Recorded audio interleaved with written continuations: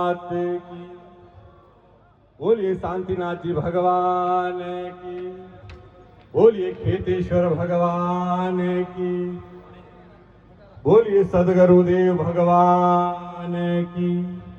आज इस सुराणा की धन्य धरा पर पूज्य गुरुदेव मंगलाई नाथ जी महाराज के चरणों में दंडवत प्रणाम करता हूँ। मैं अपनी पगड़ी के चरणों में रख करके प्रणाम करता हूँ, क्योंकि ऐसे पूज्य संतों के मार्गदर्शन में आप ही के सुराणा गांव की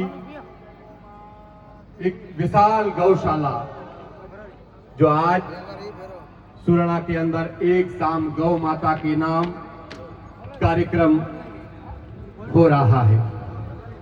यहाँ पर परम गोभक्त आदरणीय ओम जी भाई साहब के चरणों में नमन, जिन्होंने गौ माता के लिए हर गौशाला को मजबूत करने का काम किया।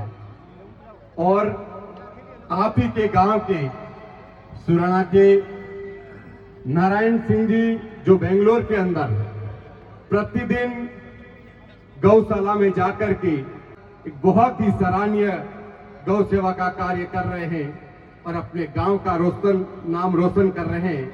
आप और हम सौभाग्यशाली हैं। आप सभी जितने भी यहाँ पर मातृशक्ति बुजुर्ग, आप सभी गो भक्त हैं, आप सभी को मेरा दंडवत प्रणाम है।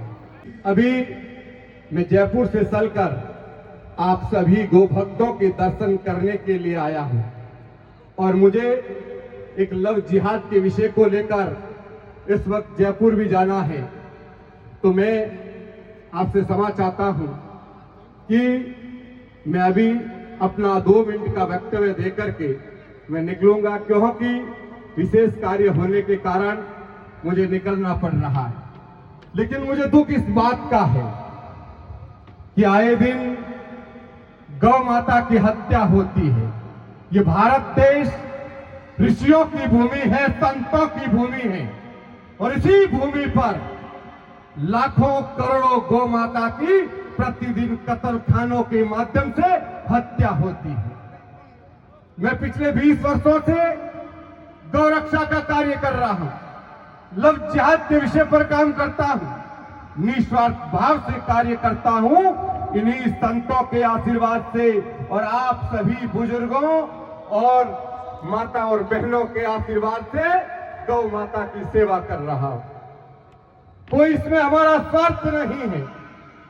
मैं आपसे कहना चाहूंगा कि आप ही के गांव की गौशाला ही ओम जी भाई साहब को इसलिए बुलाया है कि पिछले 2 से 3-4 साल तक गौशाला के अंदर किसी भी सारे की कोई कमी ना हो, गौ माता भूखी ना रहे, तो आप बढ़ चढ़ करके इसमें अपना योगदान दीजिएगा। गौ सेवा से बड़ा कोई पुण्य नहीं हो सकता। मैं आपसे कहना चाहूंगा कि चैने नींद को त्यागो तुम, संघर्षों का मैदान छोड़ मत भागो तुम, कुछ किए बिना जय जयकार नहीं होती, कोशिश करने वालों की कभी हार नहीं होती। और जितना गौ सेवा के अंदर आपको पता होगा कि गाय माता, कई बार हम देखते हैं कि हम ही कचरा बाहर फेंकते हैं और वही प्लास्टिक पूरा कचरा खा करके गौ माता मर रही है। मैं जब रास्ते में आ रहा था, एक अचानक गौ माता के एक्सीडेंट हुआ।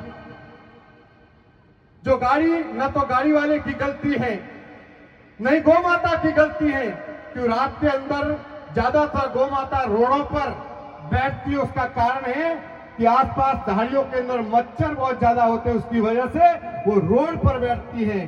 तो मैं आपसे इतना ही निवेदन करना चाहूंगा कि आप लोग जब भी गाड़ी चलाए रात को धीरे चलाएं, क्योंकि आपकी सुरक्षा भी आवश्यक है और गौ माता की सुरक्षा भी अति आवश्यक है। एक मैं आपसे निवेदन करना चाहूंगा कि जो अपने घर के अंदर बच्चियां हैं, आज हर समाज के अंदर लड़कियां भाग जाती हैं, लिविंग रिलेशनशिप के डॉक्यूमेंट बन जाते हैं।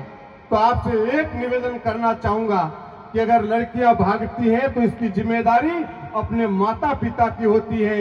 इस विषय का भी आपको ध्यान रखना है।